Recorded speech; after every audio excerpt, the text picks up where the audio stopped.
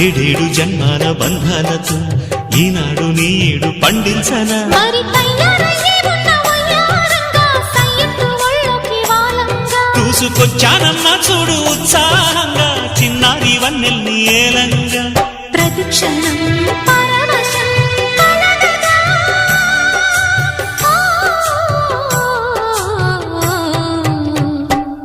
మనసా పలకవే మధుమాసపు కోయిలవై చెలివే తెలుపవే చిగురాశల గీతికవై